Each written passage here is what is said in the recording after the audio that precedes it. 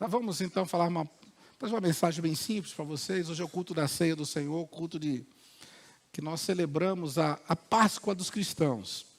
A Páscoa dos judeus, ela era uma festa anual, tá? E que comemorava a saída do povo que ficou 400 anos no Egito, e principalmente depois de algumas décadas ou até centenas de anos sob uma intensa escravidão, e eles foram libertos do Egito. Naquela noite, então, Deus falou que eles deviam comer, preparar ali assar um cordeiro, e pães sem fermento, e umas ervas amargas, e ali então simbolizava a saída deles da escravidão. Inclusive, a Páscoa, né, quer dizer saída, né, era o momento da saída, da libertação. E esse cordeirinho já simbolizava, representava o Cordeiro de Deus que haveria de vir no futuro, né? Porque naquela época ainda foi antes de Jesus. E então o Messias veio e morreu por nós na cruz, o verdadeiro, o Cordeiro de Deus, né? Foi morto na cruz do Calvário. Então, a partir daí, não celebramos mais aquela Páscoa dos judeus, tá? Jesus instituiu uma outra cerimônia muito importante que ficou chamada de a ceia do Senhor.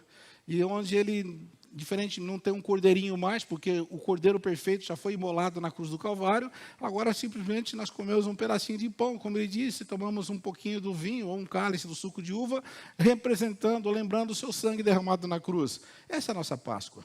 Porque, na verdade, Cristo é a nossa Páscoa. A Páscoa, né, ela tinha, lá no passado, ela apontava, então, para aquele futuro na cruz do Calvário. Já aconteceu. Né? Agora, nós comemoramos a nossa Páscoa, ou a ceia do Senhor, relembrando, é o memorial. Tá? Então, lá para os judeus, apontava para o futuro. Para nós, aponta para o passado, né, que já aconteceu lá na cruz. Amém? Então, essa é a nossa Páscoa. Hoje, a ceia do Senhor. Por coincidência também, é o domingo de Páscoa, e nós temos Páscoa pelo menos uma vez por mês. Você pode comemorar a Páscoa até todo dia, porque todo dia Jesus usa a Páscoa, amém? Mas aqui nós temos uma cerimônia mensal, não é uma cerimônia, é mais uma celebração mensal que a gente chama da Ceia do Senhor. Bom, então vai se preparando, porque hoje é especial, com certeza. Tá? Também, segundo alguma tradição, né?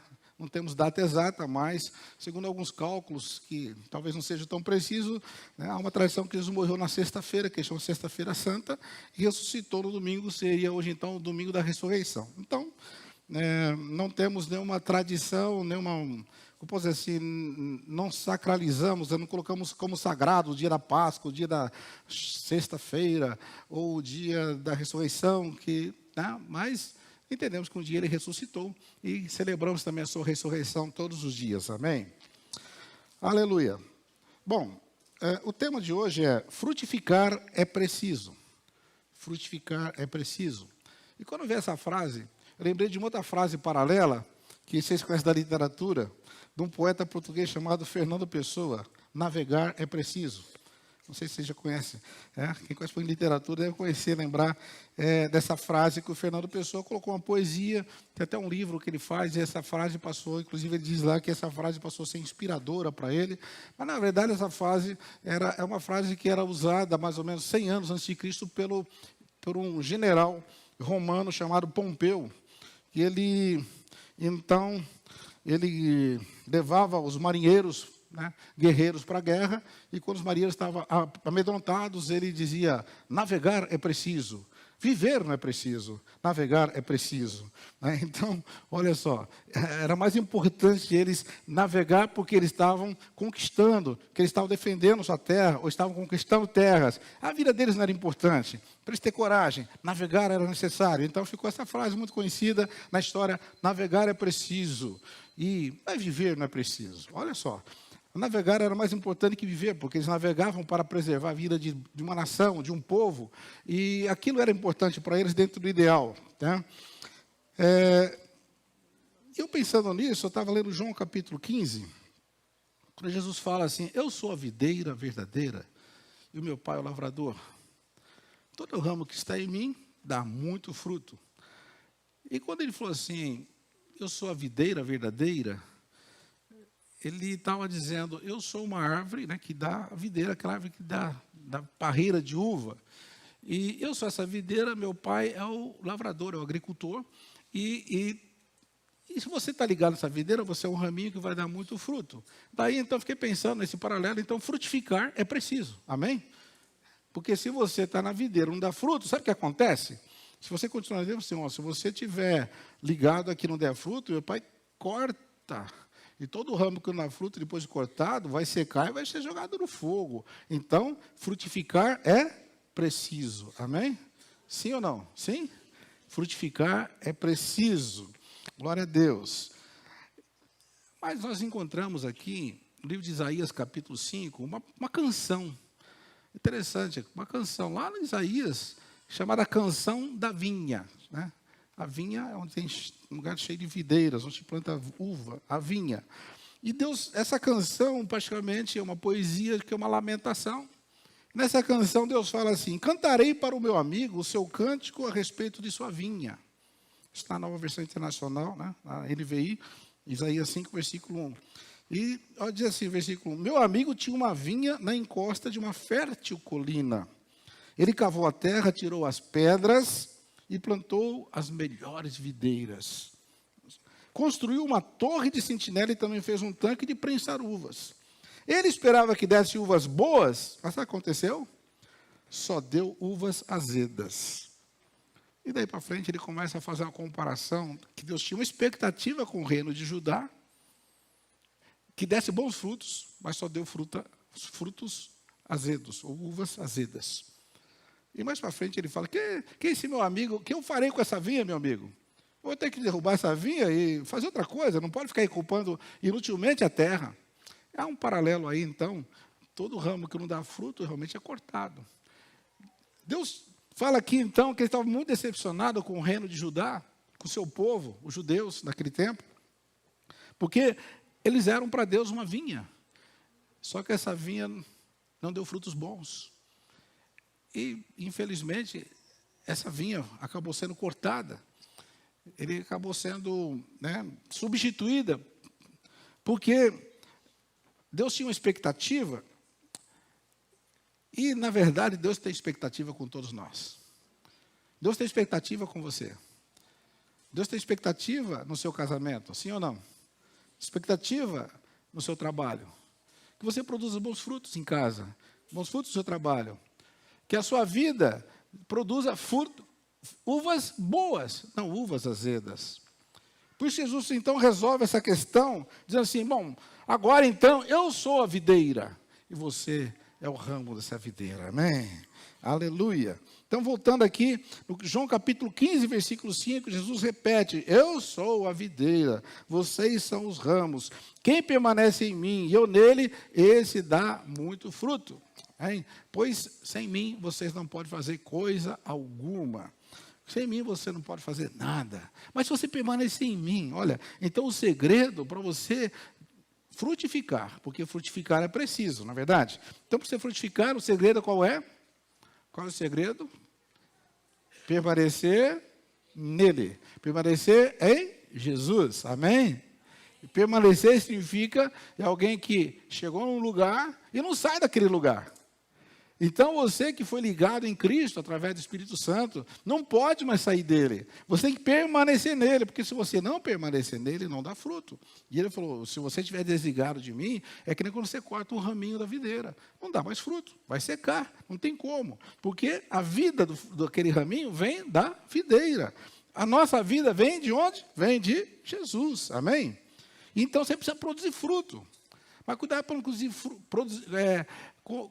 confundir produção de fruto com ativismo. A gente faz tanta coisa, está sempre ocupados. É uma correria, principalmente numa cidade grande como a nossa, uma correria, vida agitada.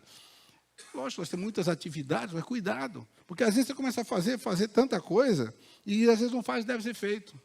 O que você deve fazer? É produzir fruto para Deus.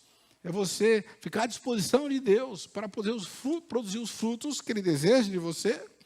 Será que você está fazendo exatamente o que Deus espera de você? Bom, aí temos dois extremos.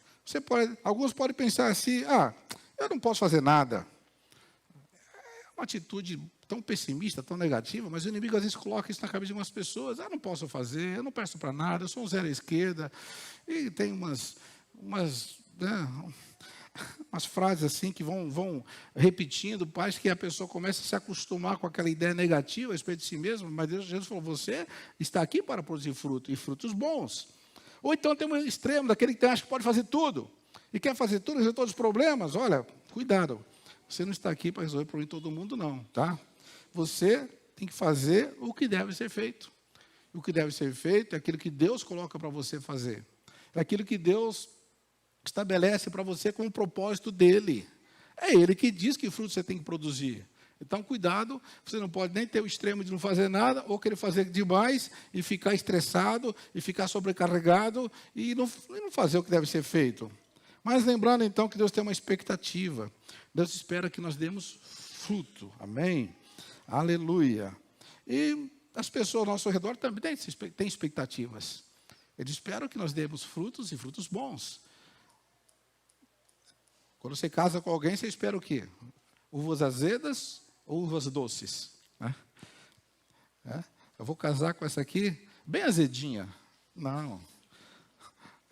Olha, ela é uma fruta, é uma uva doce, é o mel. Amém? Aleluia, né, irmãos? Glória a Deus, né? Que casamento lindo, abençoado, né? Eterna lua de mel, você casou com uma uva doce. Amém? Se não tiver muito doce, Deus vai adoçar hoje, amém? O Espírito Santo está aqui para adoçar as uvas, né? Vai ficar tudo bem açucarado, né? Que gostoso, né?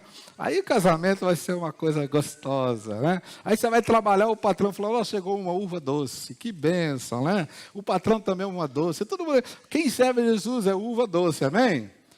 Cuidado, Deus não gosta de uvas amargas, uva azeda, não, nem pensar, tá?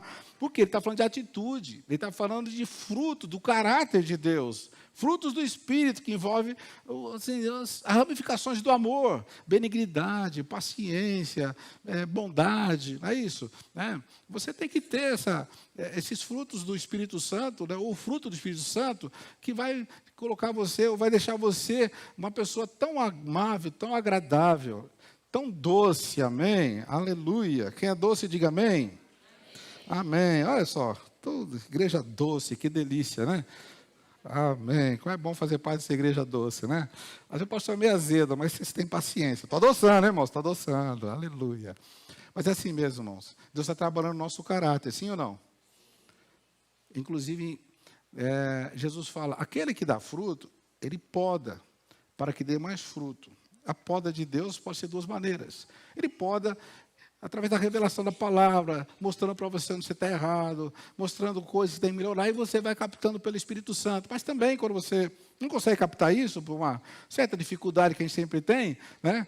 Então, vem uma poda através das tribulações, através das pressões, através dos problemas. Deus coloca pessoas meio complicadas no seu caminho, e Deus permite, então, que tudo isso aconteça. E a Bíblia diz lá em Romanos, capítulo 8, diz o quê? Todas as coisas cooperam para o bem daqueles que amam a Deus. Porque foram chamados, segundo o seu propósito, para serem docinhos, igual ao seu filho. Amém? Serem conforme a imagem do seu filho. E Jesus é doce, sim ou não? Doce, amém? Aleluia. A Bíblia diz que, né, tem lá o livro de Cantares, né? Chama ele de doce, favo de mel, né? Tem todas umas metáforas, né, de Jesus, comparando, né, bem poético, e dizendo que Jesus realmente ele é doce.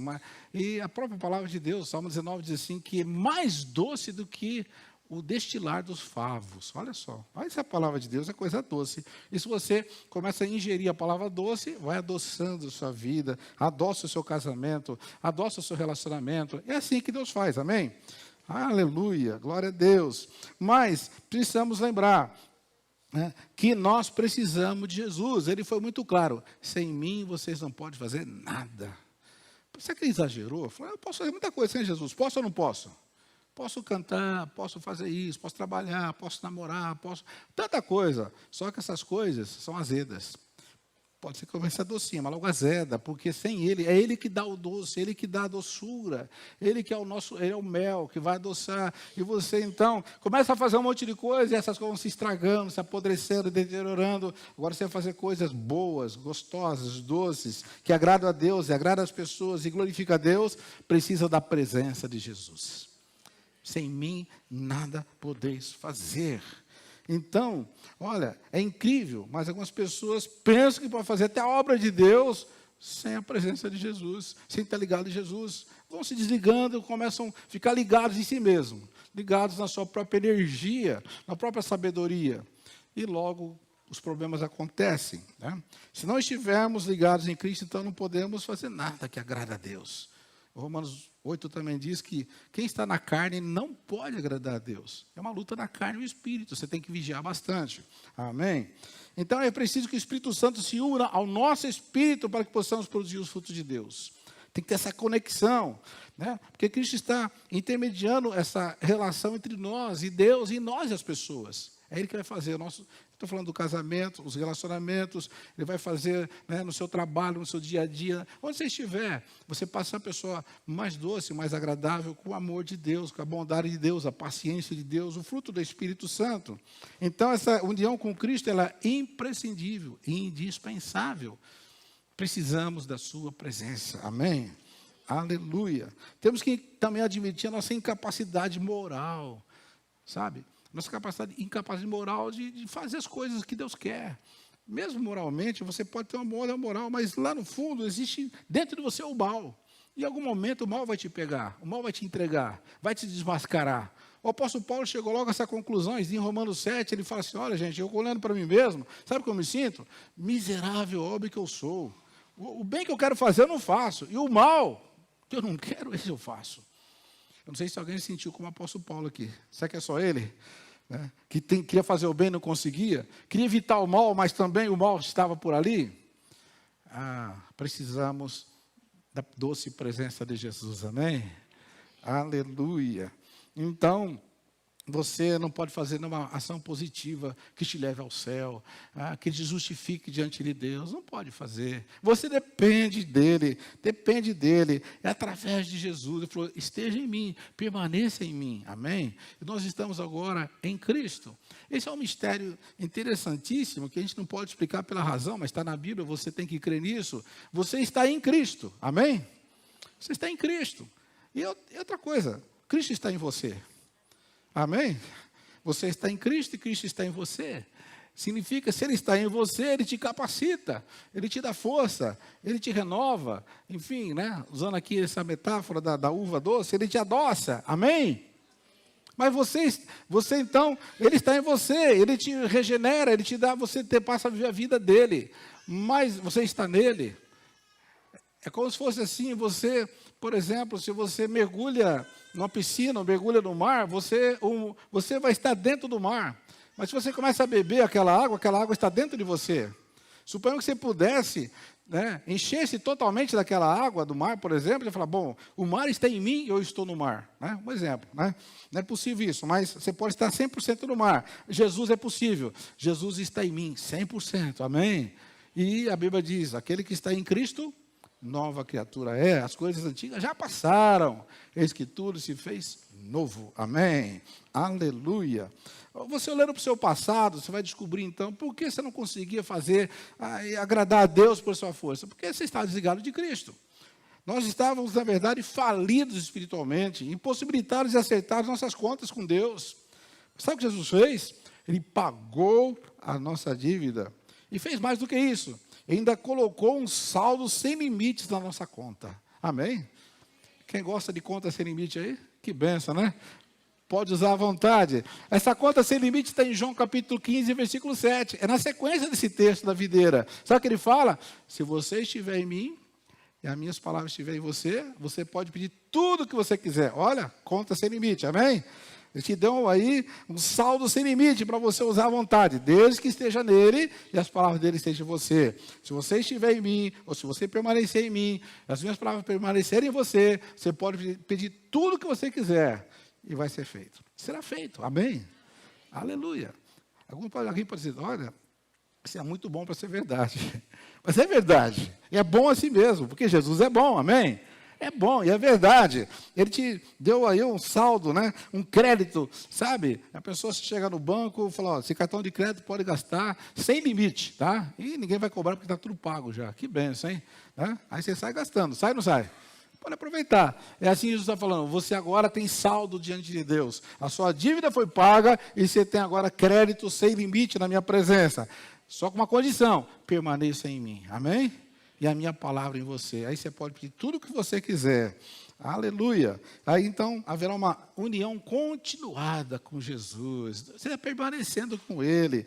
Passa a ser gostoso. Né? E Ele vai transferindo o caráter dEle para você, influenciando você. Né? E você vai começando, sabe, ficar tão parecido com Ele, que assim como foi aqueles cristãos lá do primeiro século, né? que chegaram numa cidade e começaram, eles falavam de Jesus, e falavam como era Jesus, como era Cristo, e eles falavam: vocês se parecem com esse Cristo que vocês estão falando, e chamaram eles de cristãos. Começou a aparecer o nome cristão, pequenos cristos, ou parecidos com Cristo, não é isso mesmo? E você vai ser um cristão porque é parecido com Cristo, amém? Mas para isso, você precisa permanecer nele. Ele disse: em mim nada podeis fazer. Isso também faz um paralelo com o Salmo 127, versículo 1. Sabe o que diz lá? Se o Senhor não edificar a casa, em vão trabalham os que a edificam. Se o Senhor não guardar a cidade, em vão vigiam a sentinela. Então, assim, tudo que você vai fazer, dependa de Deus, amém? Dependa de Deus que vai dar certo. Confia no Senhor de todo o coração. Confia nele, descansa nele. Você tem que estar ligado nele. Amém, aleluia. E essa confiança é maravilhosa. Há um outro salmo que diz, né, entrega o teu caminho ao Senhor, confia nele e ele tudo fará. Isso é um saldo sem limite, amém? Você pode fazer tudo com a força de Deus, amém? Lembrando o seguinte: nosso corpo precisa de alimento, que vem da terra, né? Mas nossa alma, nosso espírito vieram de Deus. Eles precisam da força de Deus, precisam do alimento dos céus. E qual alimento dos céus que nós temos à disposição? Jesus disse: nem só de pão virá o homem, mas de toda palavra que sai da boca de Deus. Alimente-se da palavra. Não tem você permanecer em Cristo se não estiver alimentando da palavra todo dia. Porque permanecer é algo diário, é algo contínuo. É 24 horas por dia, 7 dias por semana. Não pode parar. Isso é com permanecer. Mas você não pode permanecer nele se não tiver a palavra dele. E a palavra dele você precisa alimentar todo dia. Assim como o nosso corpo não pode vir ser o pão, porque a palavra pão quer dizer alimento, sustento, né? Não pode viver sem um pão, seu espírito não pode viver sem a palavra de Deus. Amém? Imagina você falar: não vou mais comer pão, quer dizer, não vou comer um alimento, cansei de comer. É muito caro, dá muito trabalho, tem que cozinhar, tem que lavar louça, tem não sei o quê. Não vou mais comer. Sabe o que acontece com você? O que acontece? Vai morrer. Vai ou não vai? Não vai durar muito não, né? É a mesma coisa, muita gente hoje está tentando viver sem a palavra de Deus. O que vai acontecer?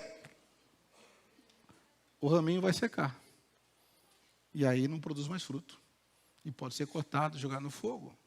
Vai morrer.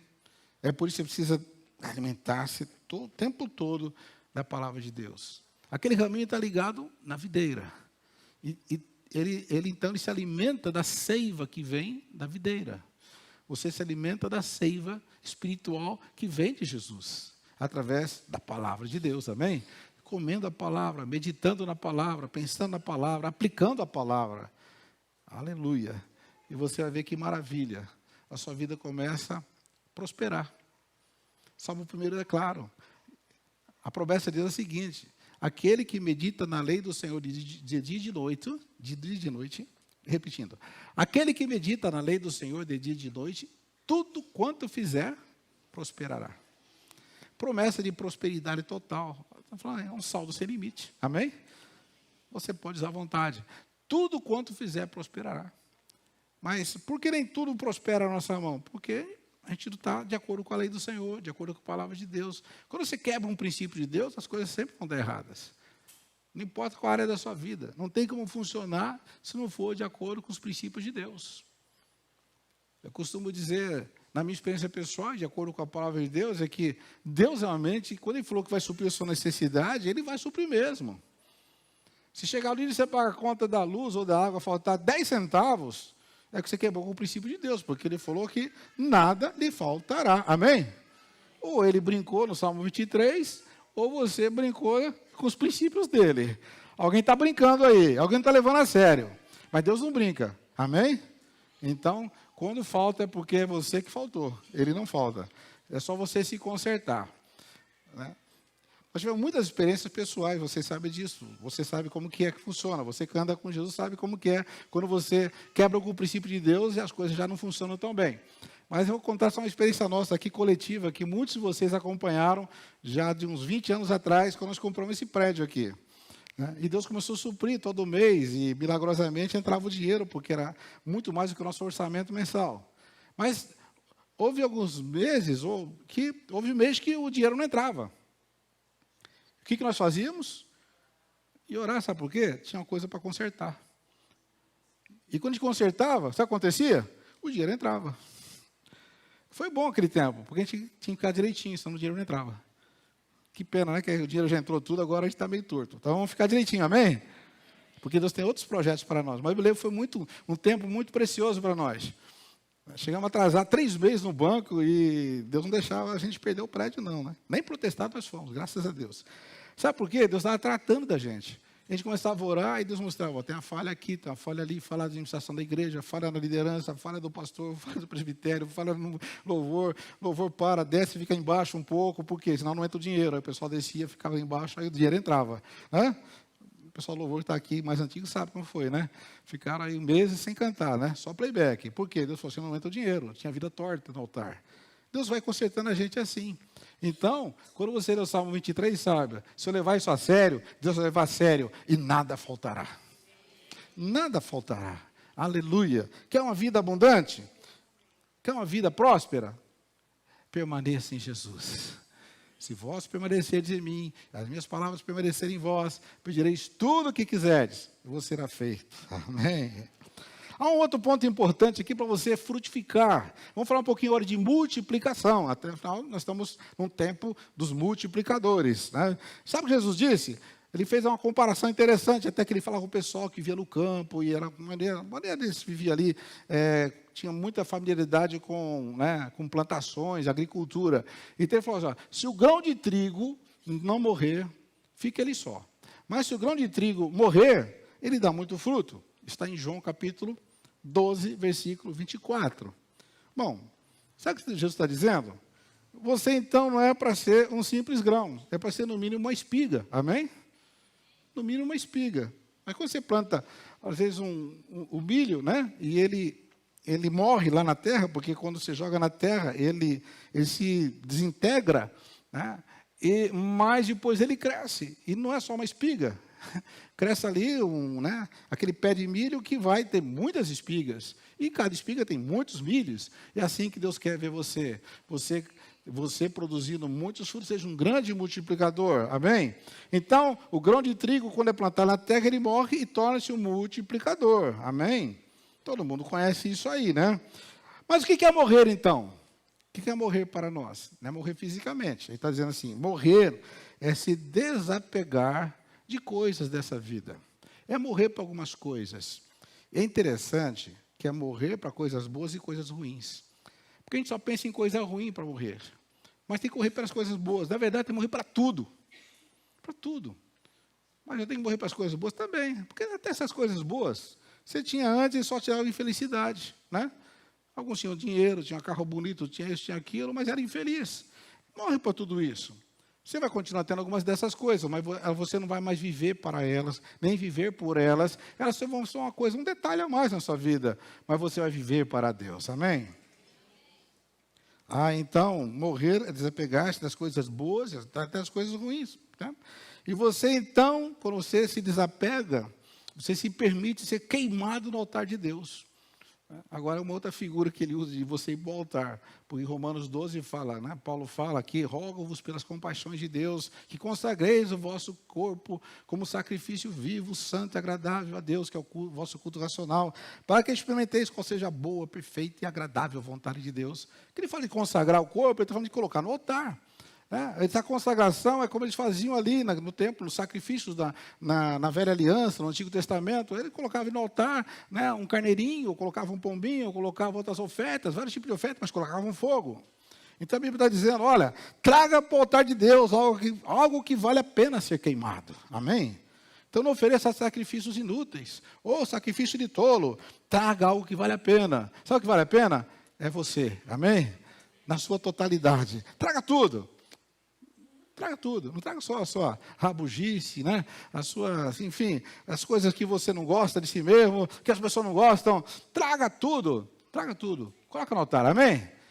Traga, sabe? Porque Deus vai renovar tudo isso aí. Aleluia. E revestir com a graça dele. E você, então, que era só um grãozinho de trigo ou um grãozinho de milho, né? Jesus falou trigo do milho. Você agora é uma espiga ou uma árvore que produz muito fruto para Deus. Na verdade, vai ser um pomar. Amém? Muito fruto, muito fruto, muito fruto para Deus. Aleluia. Mas a semente que cai na terra e não morrer não dá fruto. A semente tem que morrer. Você coloca um grãozinho de feijão, um grãozinho de milho, um grãozinho de trigo, você sabe, tem que morrer. E morrendo, ele vai dar fruto. Porque é assim que acontece, é a lei da natureza. E essa é a mesma lei do reino de Deus. Quando você morre para si mesmo, você passa a viver para Deus. Quanto mais você perde aqui, mais você ganha lá. O reino de Deus, ele funciona na base da perda. Jesus falou assim, aquele que quiser ganhar a sua vida, vai perder. Mas aquele que perder a sua vida por amor de mim, disse Jesus, esse a ganhará. Amém? Então você tem que perder aqui para ganhar no reino de Deus. Aleluia. Então, estamos em união com Cristo. E você então vai aprendendo como Paulo, dizendo assim, já não sou eu mais que vivo, mas Cristo vive em mim. A vida que eu vivo agora, vivo-a na fé do Filho de Deus. Amém. Aleluia. Em outro texto, Paulo fala, eu já estou crucificado para o mundo crucificado para mim. Quer dizer, morreu. Gente, não é fácil morrer. É fácil morrer? Não, não é fácil. Porque você, no caso aqui, há uma outra figura que Jesus usa, e a gente tem que entender como que é. Essa morte é a morte de cruz. Ele falou assim, você quer me seguir? Tome a sua cruz. Gente, morrer na cruz agoniza. Morrer na cruz não, é uma morte terrível. A sua carne vai ficar espelhando, gritando. Na cruz ninguém morria, não é que nem você tomar um tiro na cabeça ou cortar a cabeça, né? Ah, decapitou. Bom, foi só uma espadada, acabou. Não, na cruz era uma agonia de muitas e muitas horas. Até para poupar aqueles, né, os que estavam ali, né, vitimizados ali, condenados, e chegava uma hora que eles quebravam a perna deles para eles não poderem mais respirar ali naquela agonia, naquela asfixia, para que eles morressem rapidinho.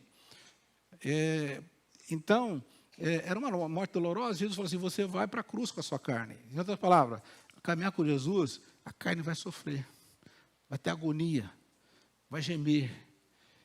Isso é uma vez só na vida? Não. Jesus falou assim, tome a sua cruz a cada dia e me siga.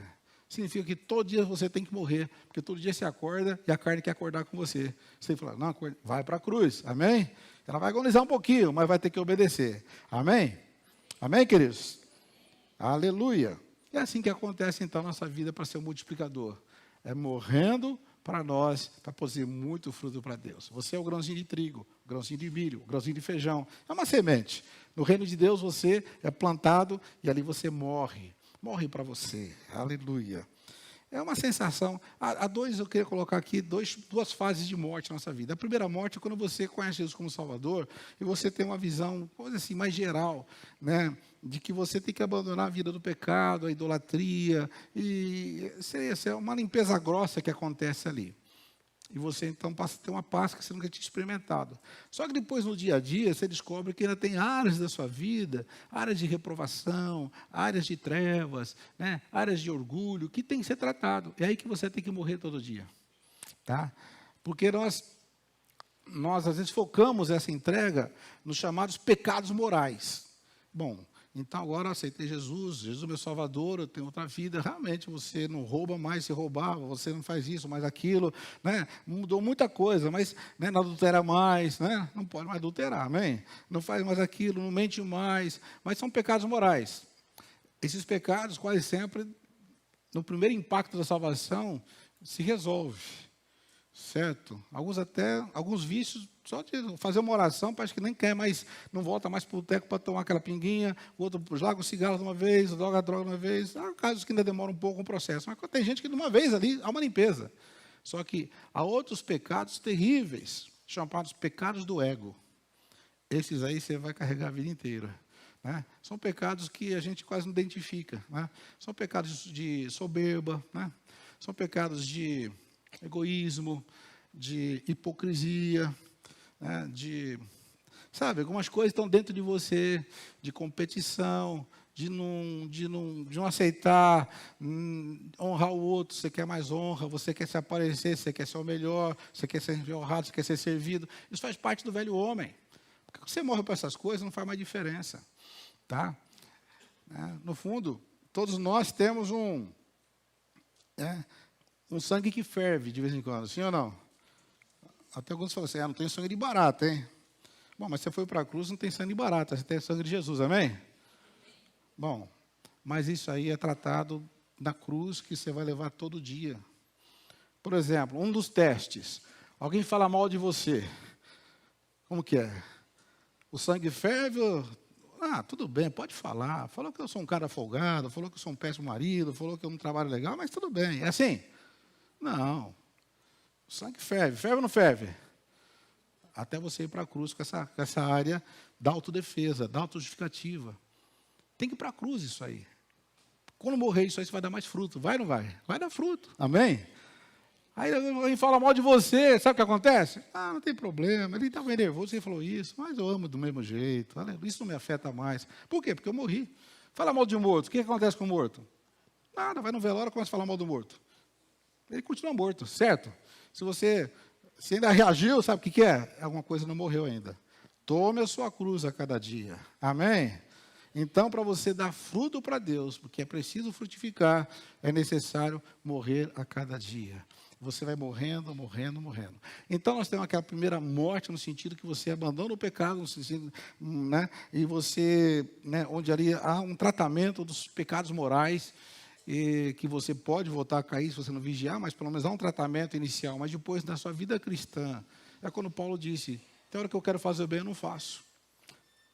Tem hora que eu não quero fazer o mal, eu faço. Não é verdade? Então,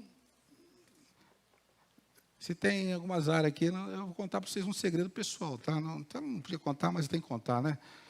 Pode contar? Pode, né? A Célia falou que pode.